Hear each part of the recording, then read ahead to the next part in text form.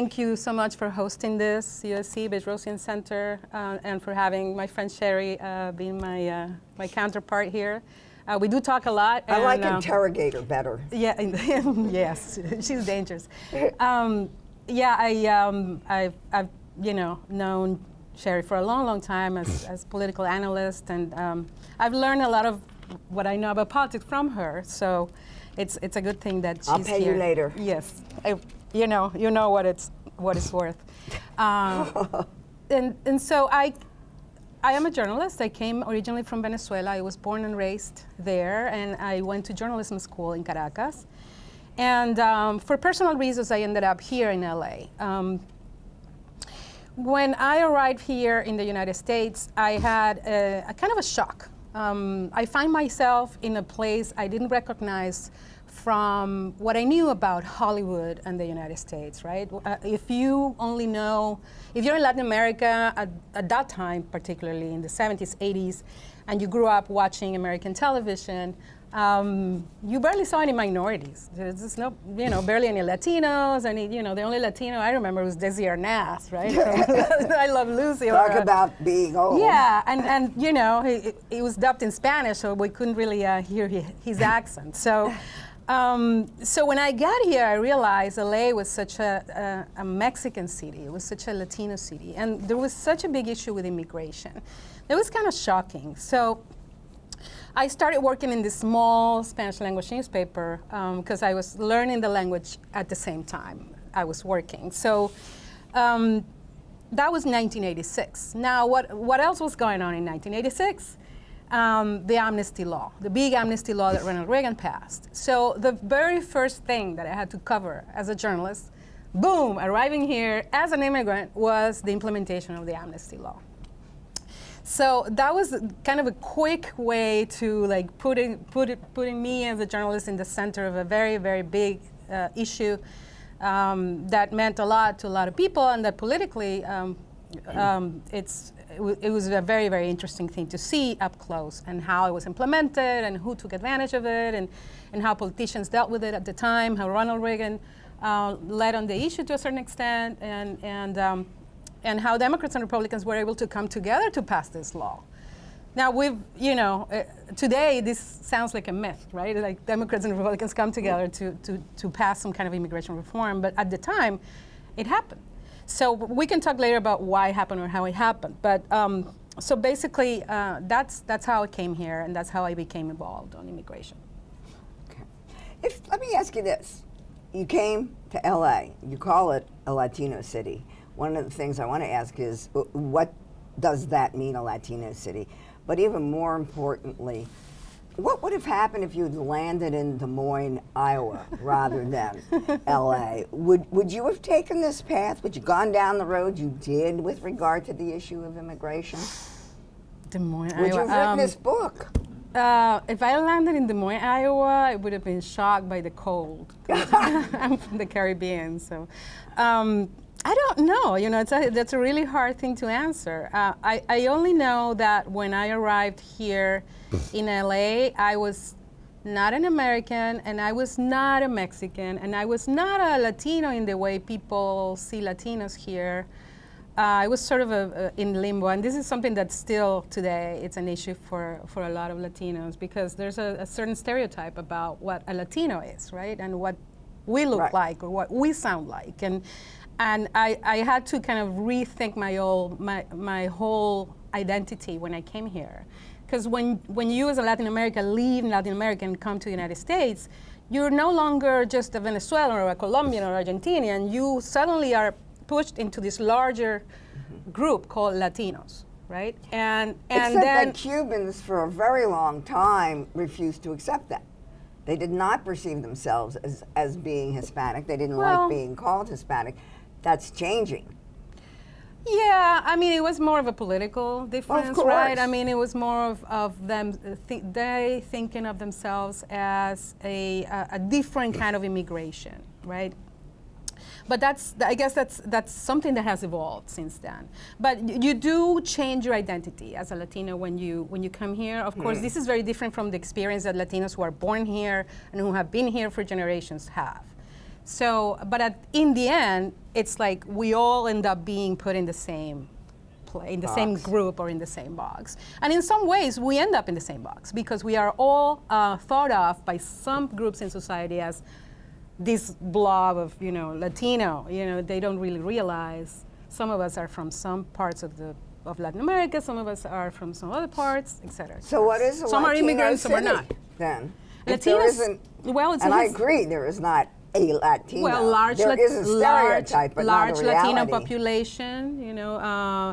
Obviously, historically, if you go way back, California belonged to Mexico a long time ago, right? So, but that's not exactly what that's not why I say it was a Latino city, but it was just a city where a lot of immigration from Latin America was present, and so that's undeniable already. By the mid '80s, immigration from Latin America in LA was the major immigration here. So that's why I called it that, and it was shocking because it was Hollywood, right? Hollywood, it's not what Hollywood shows to the world.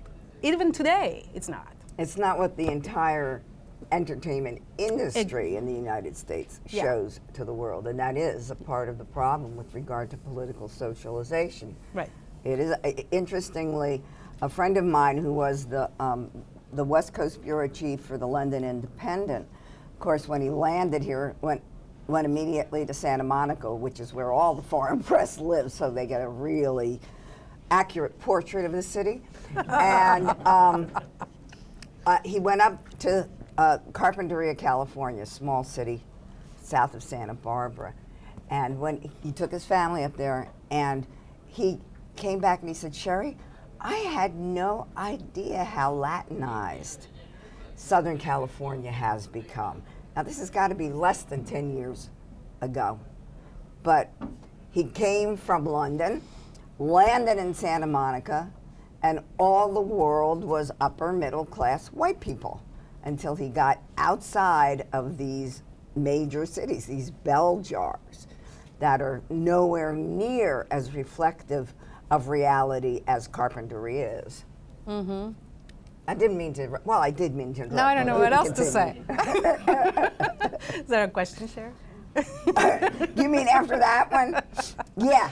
I think if you think that you've covered the preliminaries enough, and you guys may want to, in a few minutes, get involved for more, let's go to that, use that backstory that I was talking about that allowed Trump to capture and use immigration as an issue to drive political debate. Okay, so here's this one I'm going to read because it involves numbers, and I don't trust myself when it involves numbers. I don't either, trust you. How did we get where we are today when, according to a recent Gallup poll, 2/3 of Americans oppose immigration plans advocated by the Republican presidential nominee, building a wall along the U.S.-Mexican border, deporting immigrants living in the U.S. illegally? How did we get here? And how did he use that to gain the Republican nomination? Because Gallup took a poll which shows that 84% of Americans favor a path to citizenship for illegal immigrants living in the U.S. And that's the plan that's backed by the Democratic nominee, Hillary Clinton. And even Republicans, more than a majority, favor a path to citizenship than support building that border wall or deporting illegal immigrants. So, what's going on here? Why the disconnect, right? Why the disconnect, so exactly? Gallup has been polling on this issue for a long time, and they have seen a big change. This opinion about immigration among the American public changes depending on the moment, depending on economic conditions, depending on what's going on at the time, and it also depends on who you ask, what part of the country you talk to. In terms of the national Gallup measures, you find that indeed, they have changed. Like right after 9/11, for example, there was more of a negative to immigration by the American public, right? And then it started changing slowly until today most of the American public see immigration as positive, and they support immigration reform that includes a legalization program. The thing is, the other thing that happens is that politics and politicians are usually out of step with the majority of the population. They practice local politics, right? And so what happens with but the presidency isn't a local office. Hold on. What's happened with the immigration issue is that it's been held up in Congress, right? Congress. The last time there was an effort to pass immigration reform, it passed in the Senate, and it got stopped, and it was never voted on in the House. And the reason is because of how House members are elected. They're elected in small districts, as opposed to the senators who are elected statewide. So the politics in a small district in rural Iowa or New Hampshire or even Texas are very different from the politics in a state like California, right? And very different from the national politics. So, and also the other thing is that this is an issue that is very easy to use politically and electorally. It's much more it's much easier to say I'm going to build a wall than to explain how you're going to create jobs, or how you're gonna really fix the healthcare issue, or how you're going to pay for the wall, for that matter. Well, exactly. But yeah, okay. But yeah, you don't even need to go as far. You only need to say I'm going to build a wall. I'm going to keep these people out, right? And so there's that that group, that base that used to be kind of marginal inside the Republican Party. It has taken over the party, and there's other reasons for that. There's the elite of the party. I think both parties' elites have been disconnected from their base for a while, but especially on the Republican side, they've been really disconnected. The corporate elite of the Republican Party has not been listening to the base for a very long time. And the corporate elite is now contributing to Democrats. Right. Well, okay. That's another story. That's a piece of fact that is very interesting. But so they haven't been listening to this base, and this base was brewing with this anger for a long time. And a lot of this anger has to do with economics. I agree. They are doing worse than they think they should be doing. And there are economic and social reasons. But there's also racial issues. I mean, if you look back in our history, this happened during the Great Depression, right after the Great Depression, when a lot of these working class whites were suffering, as well as everyone else that was here, like, for example, Mexican agricultural workers. Who was the scapegoat? Mexican agricultural workers, Mexican citizens and workers and immigrants and everyone. Close to 1 million people were deported right after during the Great Depression and right after. So, so usually politicians find it very easy to rile up people and point to a certain group and say they're to blame, instead of themselves, right? Instead of themselves, because they didn't handle the economy or they didn't have a solution for the problem. And in doing that, they really ignore the real issues of immigration. There's issues of immigration that you have to consider. There's a real discussion about what's a good immigration policy and what's not a good immigration policy. But that gets lost in the whole emotional discussion about, this group of people, this country, like Donald Trump talked about a particular country, Mexico. In the past, it's been in general. He's now talking about illegal Syria, immigrants. too. The Syrian refugees are another story that we can talk about, and Mike Pence has a big part in it. But it's just easier for certain politicians. There are politicians that are today in Congress, serving in the House of Representatives, that started as small town mayors in really tiny cities somewhere in rural the United States, and they started getting famous in the national media by using the immigration issue, right? So I forget this guy's name, the one from Shenandoah, Pennsylvania. This congressman, what's his name? He's Italian. He's like an Italian descendant who started passing this local law against immigrants in a little town called Shenandoah, Pennsylvania, or Shenandoah, how do you pronounce that? Shenandoah. Shenandoah, Pennsylvania. And he became a national figure because of it, and he ended up in Congress. However, we don't remember his name. He's in my book. His name is in my book. I'm really bad with names, which is a good thing. I always write them down. So it's a really easy issue to manipulate, but it doesn't really help in illuminating the problem and in creating a policy that really makes sense for America. There's something about that answer. First of all, I guess I'd like to add to for the name. Pilar's discussion of politicians being sensitive to localities, and my response that the presidency is a national office. However, if you look at the primaries, and also the general, but that's another story, but if you look at the actual election, it's 51 separate elections, and every state is different, and that's Right. why we've labeled them blue states and red states, Democratic states, Republican states. So in the Republican primary, those who are running look to the Republican intra-party primary electorate, and that electorate tends to be the conservative activists of the party. They tend to be much more conservative than the general electorate, and probably a bit more conservative than the Republican general electorate. And as Pilar said, and this is something you all got to think about, a lot of it does depend on economics. It depends on where we are with regard to jobs, what helps organize first the constituency in the primary, and then in your state. This won't go over real well in California, mind you, but it might go over the attack on immigrants in a conservative-leaning Republican southern state. But there is still, it's not only, I guess what I'm saying, Pilar, and I'd like to know what you say, you can't blame it all on the politicians. No. And you know what? And you know what? And you know what? It's not just economics either. No, it's race. It's race and it's ethnicity demographic change. It's because and geography. So a lot of this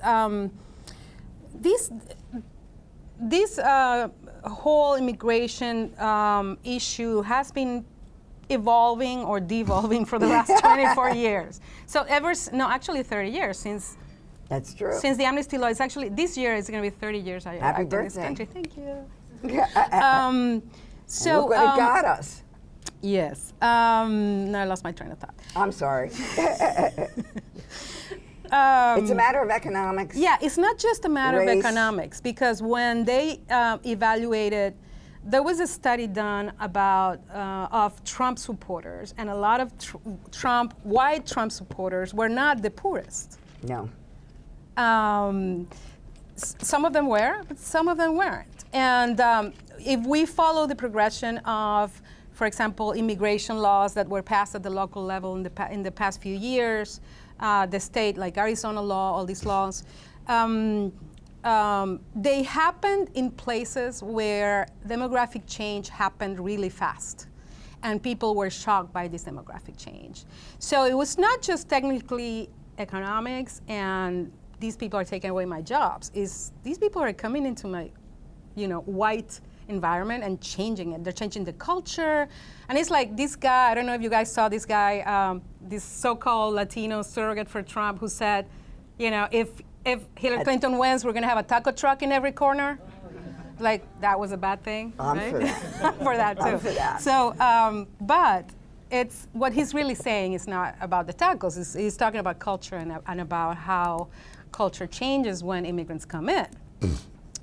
So yeah, I agree. It's not just the politicians. The politicians just use these prejudices and they manipulate them, right? And then and this has happened for as long as we have existed as a country. When I started studying the immigration history of the United States, I was shocked because I didn't know any of this. We didn't learn this when I went to school in Venezuela. I didn't learn the immigration history of the United States. I only learned, United States as a great, as a country leader in the world, Second World War, this and that, the Allies, but we didn't learn the other thing. And the other thing is a lot more interesting because of how this country was formed.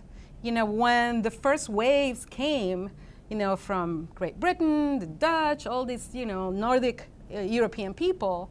And then Germans came, and it was like, wait a minute, what are these Germans doing here? You know, they speak a different language. They're going to change their culture. And then the Italians came, and the Irish came. It's like, hey, wait a minute. These guys are different. They're a little darker. They're Catholic. Oh my God, they're Catholic. You know, the Pope is going to control the country. And less respectful of economic and social class. That was critical. I'm reading Alexander Hamilton now, the Chernow book. Yeah. That is the basis for that wonderful music, Hamilton, and that becomes very clear. Yeah. That he was an immigrant from the Caribbean, by the way. Yes. Alexander Hamilton. So. And then you keep going, you keep moving through all the different waves of immigration. Like when the Chinese came, they came to build the railroads, right? And Correct. to do all this hard work. And then suddenly it was like, okay, they already built the railroads, and now they're having businesses and being successful. Oh no, hell no, we don't want them. And then they passed something called the Chinese Exclusion Law that lasted for 60 years. So let's not pretend this is new or this is about Mexicans. This is a thing that we've been dealing with for 200 years. Would you say that there really is no difference in the pattern of behavior with regard to the current wave of immigrants than the pattern of behavior toward earlier immigrants? Is this the same feel? No, there's no difference. None at all. None at all. None at all. Just read history. I mean, the stuff that is said. I have literal quotes in my book. You know, for example, I'm going to read from the party platforms. Let's see. Democratic Party Platform, 1892. I should have read the thing before telling you what it was, but it says this. We heartily approve all legitimate efforts to prevent the United States from being used as the dumping ground for the known criminals and professional paupers of Europe. Where have we heard this before? And we demand the rigid enforcement of the laws against Chinese immigration and the importation of foreign workmen under contract to degrade American labor and lessen its wages. Democratic Party Platform, 1892. There's another platform here. We favor the enactment of more stringent laws and regulations for the restriction of criminal, pauper, and contract immigration. Republican Party Platform, 1892. So if you read, back then, you know, both platforms were really similar. Today, they're a little bit different. But that has been, you know, there's an ebb and flow to the different positions of the parties. I mean, the Democratic Party was more conservative on immigration just 20 years ago than it is today. So, I mean, it's just very illuminating to know what happened before to know what we're seeing today. You mentioned earlier, just briefly, the impact of 9/11 on the immigration debate. Could you expand on that? Because that's where I first became aware of the intensity of the debate and the polarization of the debate. And it was, to some extent, given more visibility by the media after 9/11. So I'd sort of like your take on that. Well, you know, before that there was Proposition 187 in California in 1994. So I don't know if you guys remember this, but in 1994, there was a recession in California. A lot of military bases were closing down, and a lot of people were out of work. Pete Wilson was the governor, and he was going for re-election, and he found himself down in the polls because the economy was bad. So at the same time, California was going through a really rapid demographic change. I had indicated before. During the 80s, there was a large immigration from Latin America, particularly Mexico and Central America, because of the wars in Central America and because of the economics in Mexico. And so there was a group in Orange County that was preparing this initiative that was meant to cut all services, education, healthcare, to undocumented immigrants, or the illegal immigrants, how they call it. They call them. And so this group was already kind of meeting, and it was like a very a kind of an extreme group, anti-immigrant extreme group of citizens who were kind of putting together. Of course, today they would sound kind of lame compared to what Trump is saying, but they were putting together this initiative. And they're also less powerful than they were then, in reality. In California, certainly, but Never been very powerful in California. But so what happened was Pete Wilson heard about this, and he decided to take this strategy, right? So he started supporting their efforts, and that's when the Proposition 187 became a big part of the gubernatorial campaign. And so it was passed. Racial lines were pretty clear. You know, Latinos voted against it. African Americans voted against it by a slight margin. And that's another issue because there's been tension between African Americans and Latinos in California, but that's an entirely different issue. And whites in California voted for it, right? And so, and then Pete Wilson was reelected, which was the intended purpose. So after California had this, and Bill Clinton was president at this time, the issue of immigration started going to other states and started becoming part of a national conversation. And then what happened was, for the 1996 election, when Bill Clinton was going for re-election, he signed one of the most restrictive immigration laws that we've seen in the last 30 years, passed by Congress and signed by Bill Clinton. This 1996 immigration law created a whole lot of problems because before that, it was easier to legalize your status. If you, for example, married a citizen, even if you had been here illegally, you could adjust your status. A lot of people could go back and forth and work here and go back home. You know, the border wasn't that, well guarded. But there was a lot of circular immigration. So people would come here, work in agriculture, and then they would go home, et cetera, et cetera. After the 96 law passed, things were more difficult. People started finding it more difficult to immigrate legally, to legalize their status. And so legal immigration, the numbers of people without papers started growing. And so that was a problem then. But then what happened was, and by the way, Bill Clinton supposedly opposed Proposition 187, and he came late to the opposition. But remember, Bill Clinton was a very conservative Democrat for his time. So he took the issue of immigration himself, and if you look at some of the videos of his speeches about immigration back then, and you listen to them today, you would think you're hearing not Donald Trump, because no one hears, no one sounds like Donald Trump, but he sounds a lot more conservative than the Democrats sound today. So what happened? Than his wife? Certainly more than his wife is today. So then what happened was George W. Bush came in the picture. And here's this guy who was governor of Texas, who had, an understanding. He had people around him also who were consultants and people who had an understanding of the growing importance of the Latino vote. He had opposed, from Texas when he was governor, he had opposed Proposition 187 in California. He had opposed Pete Wilson. That was a good thing that George W. Bush did when he was governor of Texas. And he campaigned for president on a platform of opening a closer relationship to Latin America and passing immigration reform. And he started working with then President Vicente Fox, who now is engaged in discussions who is now a major never-Trumper. A major never-Trumper, and he's kind of funny. And don't forget, too, by the way, there is another kind of political calculation that went into George W. Bush's opposition to Pete Wilson, because in 1994, Pete Wilson was threatening to be a fairly significant contestant for the presidency. Right.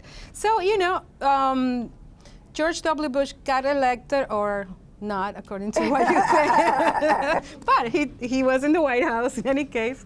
He won the lottery. He won. And he started working with Mexico. He started his government started working with the Mexican government on talks about immigration. But then we all know what happened. 9/11 happened. And when 9/11 happened, it all went out the window because it just upended everything. Politics, immigration, it just erased any possibility of immigration reform because right away legislators and politicians were looking for ways to show that they were doing something about it. And as I said before, the easier thing to do is to point at foreigners. And the things they started doing with John Ashcroft at the helm really affected more regular immigrants than terrorists. You know, like, I don't know if you remember this so-called Operation Tarmac. They went out to all the airports and arrested, and not, I don't think they arrested them, but they fired all the non-citizen workers at airports, especially the security, the ones that handled like the TSA people that were not. So they passed a law that said you could not work TSA if you weren't a citizen. You know, not if you didn't have, you know, if you had a green card, it wasn't enough. You had to be a citizen. And they started passing different laws targeting immigrants, targeting, you know, the Middle Eastern immigrants. Of course, they had Middle Eastern men register, if you remember, men from several Middle Eastern countries that had to register. I mean, there were a number of things, laws that were passed, the Patriot Act, Real ID Act, all of these laws that in reality affected immigrants, the larger population of immigrants more than it affected terrorists. There was really not a lot of terrorists caught at the time. Not a lot, you know, I remember looking at the numbers, and the numbers are in the book as well. It's like after 5 years after 9/11, they had, you know, they had prosecuted like, I don't know, 50 people. Who are they? The government. Which government? The federal Yeah, the federal government? government had prosecuted like a tiny number of people for suspected terrorist activities, things like that. But they had deported a bunch of people, they had fired a bunch of people, they had, you know, had a lot of, you know, Arab Americans. How has that changed? Has it? No, it really hasn't. I mean, they're not registering Middle Eastern men anymore, but, and of course there were lawsuits after many of those laws were passed. But so we've never recovered from that in terms of immigration, and so that was the last big hope of immigration reform when there was a Republican president that could lead his party to support immigration reform. Sort of like Nixon in China, if you think about it. You know, and it was only a Republican who could have done that. You know, same with W. Speaking of presidents, I know that you have expressed great disappointment with Barack Obama on the issue of immigration. What's going on? Why? What's he done that has turned you off? Okay, so to be fair to him, he's had a tough time getting through anything through Congress, right? And through the hard-headed opposition of the Republicans. But I don't think he tried hard enough on immigration. When he was running for president, he promised the Latina community and the immigrant community in general that he would take this issue seriously and that he would lead immigration reform. Of course, when he took over, we had a major recession going on. I mean, I understand all the excuses and all the justifications. But there was a political decision made by his administration and his chief of staff, Rahm Emanuel, to not take immigration reform in the first term. They felt it wasn't that important. They felt it was more important to, you know, to address the economic issues and to pass health care reform, the so-called Obamacare, right?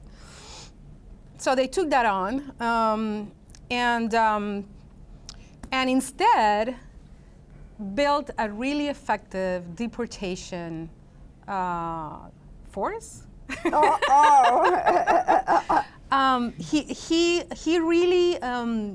He really took those laws that were passed after 9/11 and implemented them. And even though he gets no credit for it, and the Republicans still call him open borders president, and he's a failure in immigration and this and that, he has deported close to 3 million people at this point. And he actually has used a lot of these tools that were passed on those laws to make for a lot more stringent immigration controls. There's been a build-up of the border, both in manpower and technological. What people don't seem to realize. That's bad? It's not that it's bad. I'm just saying what he did. I mean, Okay. it's not bad. The problem is that the whole emphasis is on enforcement and none on reform. So if you don't do both, it creates a big problem. The big problem we have today, which is 11 million people who have no status.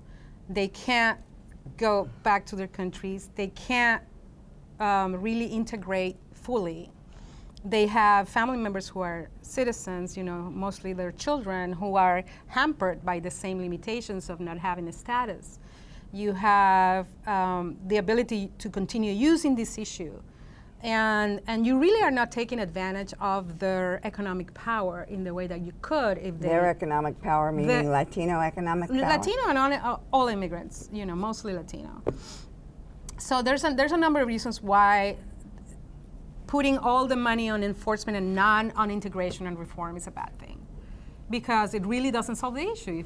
If it solved the issue, we would have seen illegal immigration stop, and it hasn't. It hasn't stopped. It continues to happen. How do you do this in this political environment? Not in this political environment. You can't do it. And this is the political environment in which we are living. How do you do this? I mean, I guess what I hear you saying makes infinite sense. You can't do one and only one. You've got to do both. Right. There is a cost involved economically, and for many elected officials and politicians, there's a cost involved politically.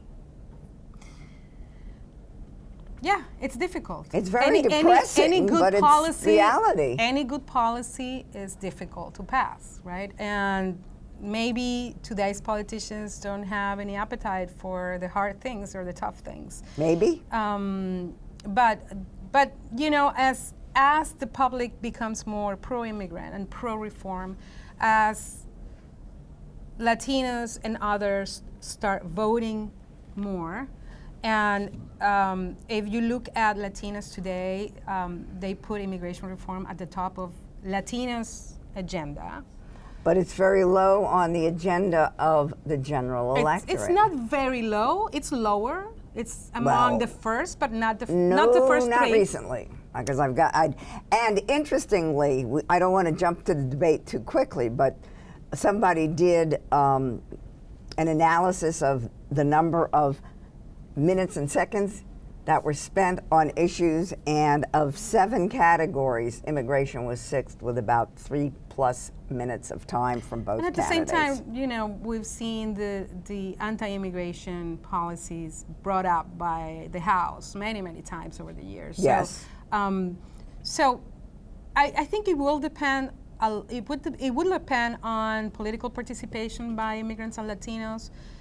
It happened in California, right after, Pete Wilson was elected. He started losing ground right then and there because Latinos started being registered and voting. And 2 years later, they lost the majority in the legislature and never regained it. And ever since, you know what's happened. California has become a democratic country, A solid democratic state.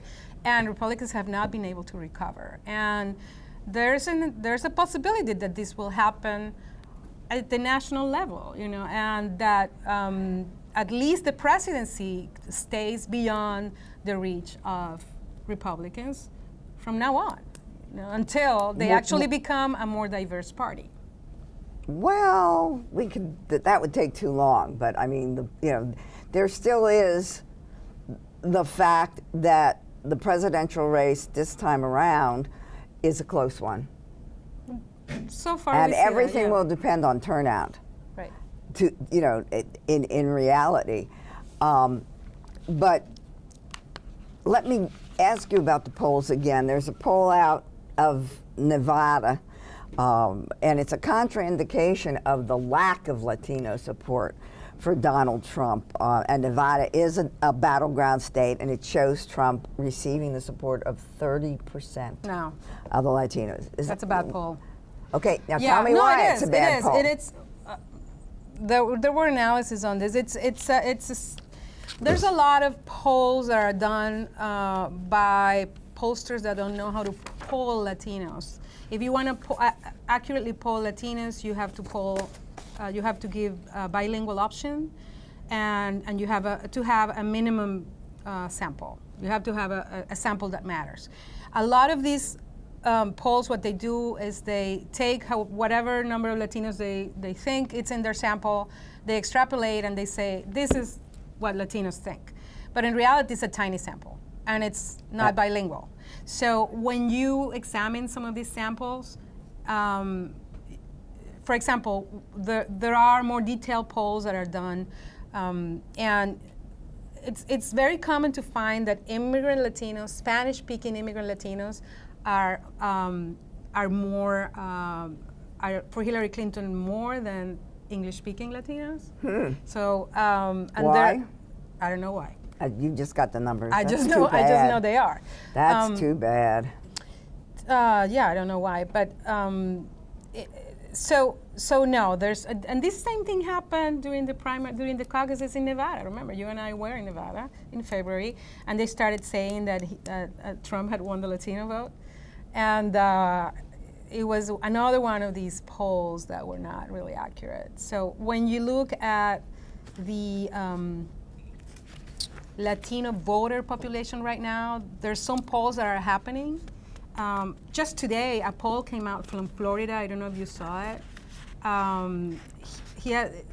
Hillary Clinton has an advantage of like 30 points among Latinos in Florida, okay, who are not the Latinos in Florida that were there like 30 years ago, just the Cubans. But Cubans are there, but it so happens the Cubans are now more Democrat than Republican in Florida, and there's also Puerto Ricans, and there's it's also a matter of age too, isn't it? Yes, they're dying off. So the more conservative Cubans. Yes. So and the younger Cubans are a completely different issue. So if he's losing by that much the Latino population in Florida, imagine how he's losing in other countries in the west of the United States. The polls that we've seen from Latino Decisions and others who are polling just Latinos show around 15 to 18% of Latinos support Donald Trump. And among Latinas, it's like 12%. So I think that's going to be a major, if Latinos turn out, if they're angry enough about the whole rhetoric and about the whole conversation around that Mexican thing, what happened last night at the debate. We'll talk about that Mexican thing. Hashtag that Mexican thing. About the scapegoating and about the immigration issue. That will change. Latinos will be key in Nevada, in Florida. Almost everywhere, given but the demography key changes. in Nevada and Florida for the most part. Because they're swing states. Battleground states. Well, I've got 18 million more questions to ask you, but let's take some time now to get you guys involved in this discussion. I feel very badly that you haven't been able to jump in and knock Pilar on the head for some of her comments. But do I have any questions from the audience? Any comments from the audience? So assuming, let's say that Hillary Clinton wins and the Senate is 50-50, or there's very little chance of immigration reform, and then let's say Hillary wins, she nominates a Supreme Court justice. What do you think? To what extent do you think she, from the executive branch, can push some forms or elements of what immigration reform would look like? Where do you think the new Supreme Court would kind of draw the line? Like DACA and DAPA. Yeah, so DAPA and DACA is there's an injunction against DAPA and DACA right now. At least the new DACA. There's an old DACA that is still in effect. these are programs, for those of you who don't know, these are programs that were announced by the Obama administration to kind of allow or defer deportation of a number of immigrants that met certain requirements. DACA is mostly for the children who came here with, as undocumented with their parents who were young when they came, and have been in school and have, been good kids, et cetera, et cetera. So the Supreme Court has kept the injunction on, but the case is not over. The case will go back to district court, and then it will go back up to Supreme Court. Because we know that the judge in Texas, who is hearing the case, is very anti-immigrant. So he's going to reject, or he's going to give Texas the case, and they're going to appeal again until it reaches the Supreme Court. There's a chance that it takes a year or so to reach the Supreme Court, and by then Hillary Clinton will be the president, and we'll have a new Supreme Court justice. What do you really think? No, I'm saying there's a chance. I'm not saying that's exactly what's going to happen. I was referring to, and of course Hillary Clinton will be president. No. I mean, if she becomes president. That's better. Is that what I said? I'm gonna look at this tape. Okay. I'm just saying you can't predict until it's over. No. If Trump becomes president, he's already said he's gonna, eliminate all of these executive orders, and then. Who knows what we'll have? Massive deportations, door to door. I mean, everything's possible with this guy. Or not. Or not. We don't know. I mean, know. we really don't know what's going to happen because he's so erratic, right? He might get there and decide something else. But we have to take him at his word. So if Hillary Clinton is elected, then she will have a choice. She will have a choice of following up on her promises to do what she can through executive action. The problem is that while that thing is pending and executive action is in the courts, it's going to be hard for her to do a lot. She can change some of the enforcement priorities, maybe. She can do some things around that, but it's very unlikely she'll be able to do large programs like DAPA and DACA until at least the courts, resolve this situation. So it's a kind of it throws it back to the legislative effort, and that will depend on what happens after the election, how badly Republicans lose if they lose, allegedly. If they lose, allegedly. I want to remind you that if the Senate does not change to a Democratic majority, then it's done. We're going to have the world's historically long, empty Supreme Court seat because the next justice, as you can see happening with Gardner, must be confirmed by the Senate.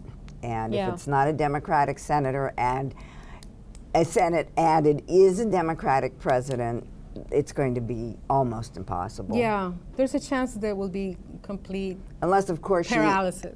She nominates Donald Trump. So yeah, I mean, it's really hard to look into the future right now because we don't know what's going to happen.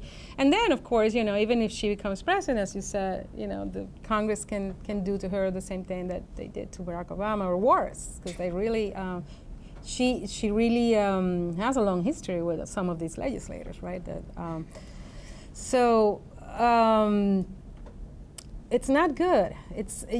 I think the only way we can look forward is just participating, in encouraging Latinos to vote and to participate in civic life, and make sure that they hold politicians accountable at all levels, local, state, national. And we'll get there at some point. Other groups have. It takes sometimes a long time to get what you want from your for your group, but it happens eventually. Julio? And then Heidi. Sure. Thinking about the international scene, I mean, in Europe, you see in quite a few countries, and not most countries, a rise of these like neo-fascist far-right parties. Yeah. Their issues are xenophobia, cultural nationalism, economic fear. There's definite parallels. Do you see any connection between what's happening there and here? Yeah. You do. Yes. I mean, a lot of that, I mean, it has to do with economics too, and it also has to do with the immigration from Middle Eastern countries, from Muslim countries. For a long time now, Europe has seen a lot of immigrants from Northern Africa, and now they're seeing a lot of refugees, right? So it's the same thing. Politicians using this as political tactics, and also a population that historically has had, a racist past. Europeans are not exempt of this racial divisions and feelings. Hungary not just exempt had from using them. Hungary just had a vote, right, against refugees. So it's the same thing. It's just always so easy to target the foreigner.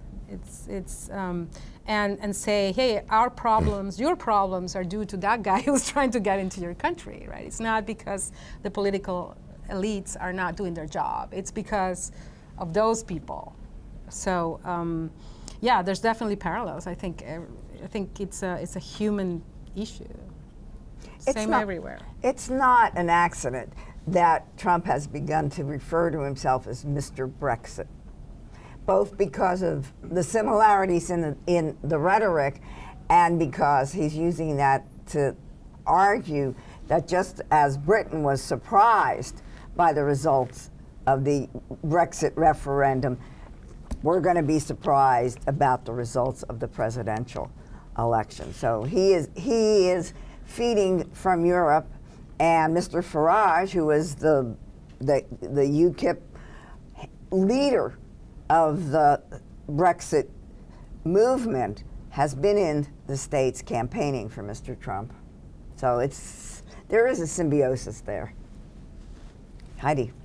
Just And then pulling all that together a little bit, on a more philosophical and slightly less kind of policy-specific question, if Hillary gets in, touch wood, how do you see philosophically that she can move away from this rhetoric of fear and reach out to the Republicans who aren't aligned with Trump to try and pull back a little bit from this brink of sort of apocalyptic narrative? Is that a viable option for her, and is there scope for that within a Republican Party that's relatively split? Yeah, I mean, there's a side of the party that would be sensitive to that, I think. And there's already Republicans that have expressed an interest in immigration reform. They're scared to death right now because of the elections, but if they survive the election, like some Republicans in California, right?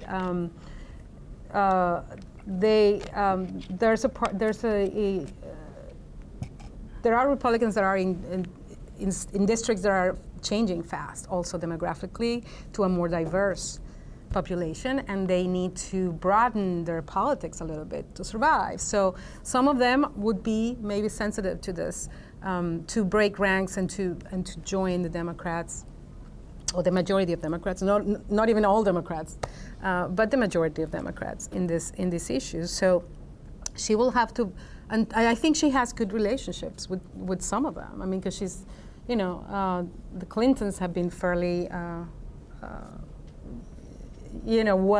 well connected to the Republicans as well for a long time. I mean, and those people will look after their own self-interest, so their own political self-interest in order to survive. So this local politics will help that. I hope, I'm hoping that's the case. And as more Latinos and more minorities become voters in these districts and participate, hopefully we'll see a larger participation this year. That will become more possible, I think. next, and then up there. I have two questions. The first is, why do you think immigration reform is so difficult to sell?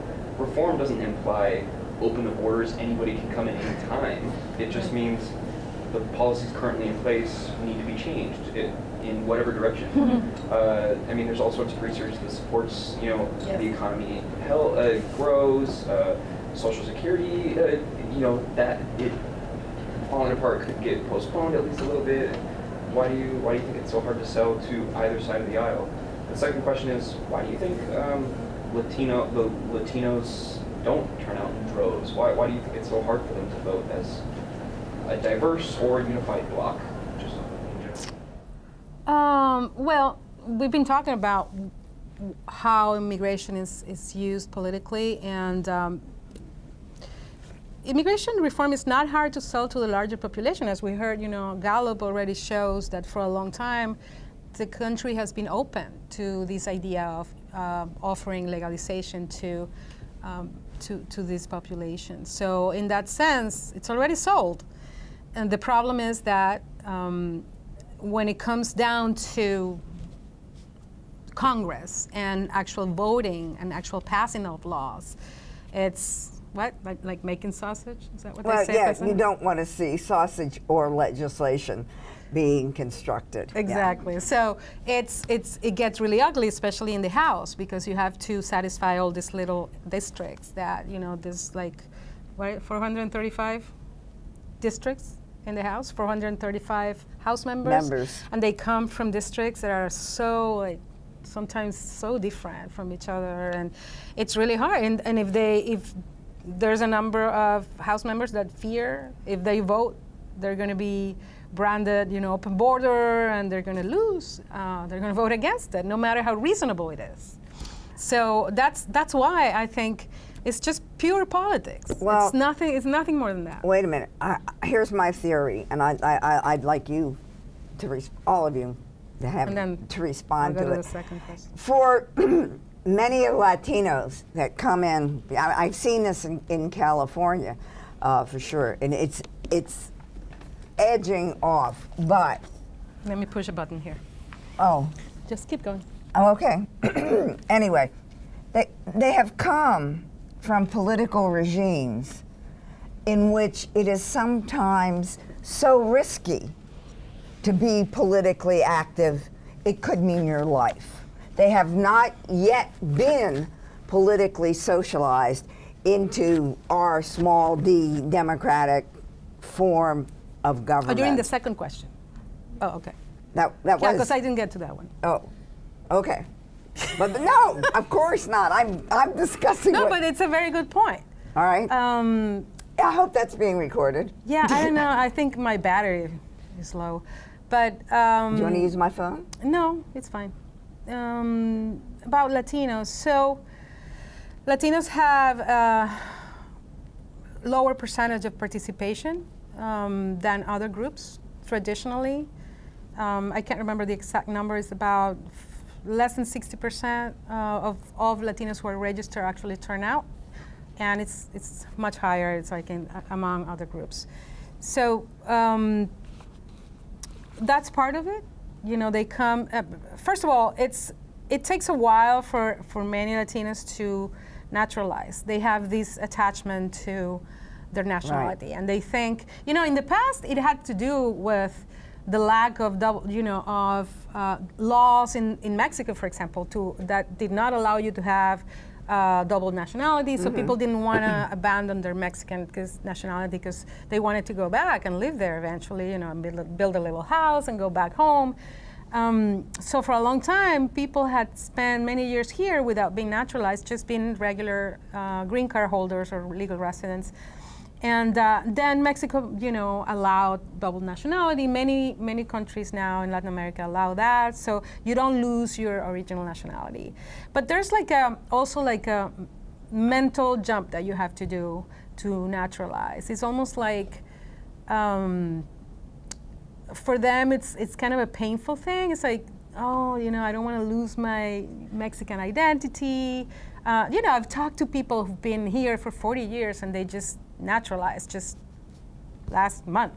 And you ask them why, and they say, I don't know, you know, it was hard for me to think of that. I always think about going back, but you know, in reality now my family's here, my children are here, my grandsons and granddaughters are here, so I ended up deciding.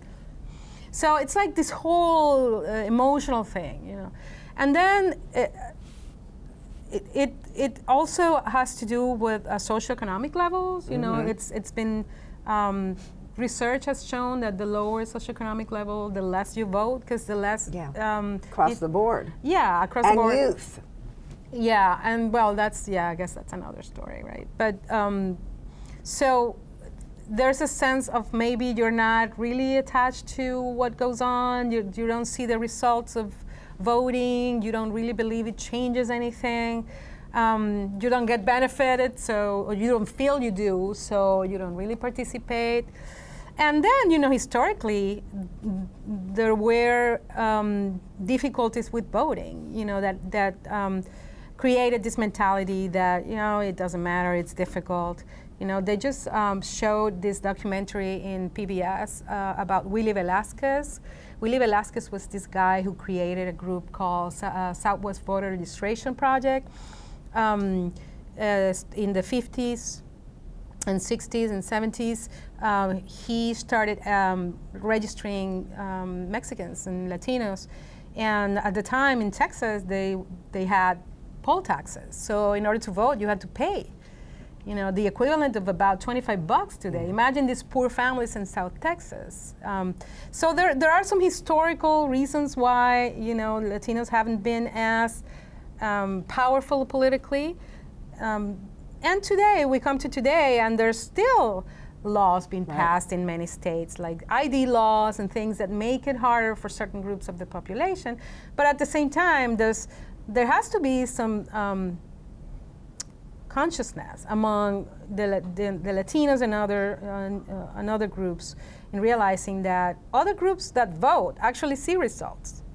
And you know, if you want to see politicians respond to you, you have to participate not just with voting, but in other ways, you know. Maybe picking up the phone. It's something we don't do in Latin America, like calling your congressman to his office and saying things to them. No, I mean, that never happens because they never even pick up the phone. So when you come here, it's like people actually call their office holders and talk to them and complain. You know, there's like a civic participation tradition that we don't have the same traditions. In Latin America, we protest, we all go out on the street, or we vote in someone like Hugo Chavez in Venezuela. But we don't really have the same system where you can actually, you know, bring down the switchboards of Congress like a lot of the right wing did when they were trying to pass immigration reform. They literally brought down the switchboard of Congress trying to stop immigration reform. And that's because, you know, they were organized by conservative radio and all these groups that also literally live out of this issue, right? They sell books and everyone makes a business out of this issue. There's a lot of business and a lot of money being made by a lot of people selling this technology. We're not even going to talk about the private prisons and all the money being made with private prisons and private detention centers. So that's for the next talk. Yes, that's for our next session, okay? Aubrey, there you go. And I think we'll make this the last question so that Pilar can do a little bit of summing up, and then I will, and then we'll let you go back to the real world. So that was actually the perfect transition to my question was going to be about how mass incarceration has finally come into some of the discourse in mainstream politics, and you know that's a very good thing. And they're finally, Hillary Clinton is taking an active stance, saying that she's, you know, wants to reform our criminal justice system. She says she's against private prisons, but I feel like the private prison industry, we like, you know, 50% of detention centers are owned by private prisons, and they're, as you said, very, very involved with deportation policy.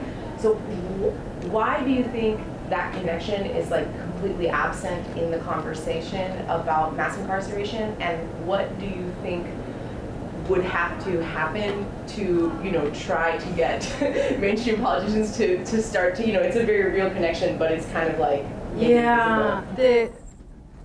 there's a lot of money being contributed by these groups, and there's a lot of lobbying being made, you know, by groups like ALEC and And the very companies that own all these jails, Geo Group, Corrections Corporation of America, those are the two big ones, and they're multinationals, by the way. So they have jails in Europe, and they have jails here, and there's a lot of money being put in the pockets of politicians, unfortunately, and that moves policy, as we know. So, but I think we've turned a corner on the issue of private jails and private detention center. As you know, the Department of Justice said that we're going to stop using private prisons, and immediately after, the Department of Homeland Security, which oversees immigration detention, also said that we're going to evaluate it. I hope they really do evaluate it, because private immigration detention centers have been really difficult to oversee and monitor, and there's a lot of allegations of mistreatment and abuse and things that happen in there to immigrants who are not really criminal detainees. They're civil detainees, most of them. So all of them, actually. And many of them are refugee, they are asylum applicants. And we now have 3 major detention centers dedicated to holding families, mothers with kids, which is insane, There was just a report that came out yesterday, actually. No, this Monday. So the Department of Homeland Security, there was a lot of controversy around, the family residential centers, which really are not residential. They're really jails for families. And so there's lots of studies, and, the American Pediatrics Association has come out against them, the American Medical Association. Putting kids in jail is not a good thing. And so the Department of Homeland Security said, okay, we're going to create this committee that's going to advise us on how to deal with these residential centers and these family immigrant centers. And so the committee came back and said, well, we have a bunch of suggestions about how you can improve things, but our main recommendation is to close them. Because they're not good. So that just came out this week. It was like, wow, this is pretty powerful. But of course, this is all like internal talk, right? No, this doesn't really make it to the front pages or to the headlines. It makes it to the front page of La Opinión, but not necessarily to the front page of the Washington Post or CBS. And that's an important point to make. Yes. Media has a role in all of this, whether it's positive or negative. There's no coincidence in the fact that Latinos have a completely different point of view on this issue, right? Yeah. And even during the Iraq War, I remember thinking it was very clear during the Iraq War that Latinos were really opposed to the Iraq War, and most Americans were for the Iraq War at the time, the polls, and the reality was that the coverage was completely different. So it depends who's covering it. Latinos are really opposed to private detention centers and to a lot of these things that are happening. There needs to be a different way of handling this refugee crisis from Central America, which has to do historically with a lot of things that we have done in Central America as well, including deporting a lot of gang members that were created here in the streets of Los Angeles. And now they're going back there. They created this huge violence issue, and people are fleeing. Mostly young women with kids are fleeing because they get raped, they get killed, their kids get recruited, and they basically just leave everything they have and try to get here to get some an asylum case. Most of the asylum cases that are eventually get to the courts are approved because they're so strong cases. But when people are detained and put in jail, it's harder for them to fight their deportation and their asylum cases, and it just doesn't help. Any very quick closing remarks? No, I think this is a history that continues to go around and around and around, and we are seeing it coming back again year after year, We are a country that idealizes its immigrant past, but we don't really want to deal with our immigrant present. That's my last thought. And very well said, and I don't want to even step on it. I just want to quickly wrap up by saying there's an ancient Chinese proverb which is, may you live in interesting times. And boy, we certainly do. I mean, this election is one of the most brutal, nasty, polarized elections I've ever seen. But November the 8th will go a long way, as I think Pilar and her book have underscored, to determine the future of our direction, of our country, not only on immigration, but on many, many, many important issues in the next 4 to 8 years at least. And do you realize there are only 34 days until... It'll be huge. It's going to be a huge election. Okay, so let me just end with this. Vote. I don't care how you vote. I don't care where you vote. But get off your asses. You have a message that is yours and only yours to give. If you don't vote, I'm here to tell you, you forget your right to whine, okay? And you lose your say on whatever we're going to do or be in the next few years. I just want to thank Pilar very much. I want to thank you guys very much. Terrific questions, and I can see that you really care about the issues that were discussed today. I want to thank the Bedrosian Center for putting all of this together. And this is the end, I promise you, but I want you to remember the California voter registration ends on October the 24th, and vote by mail begins on October the 10th. Just do it. Thank you.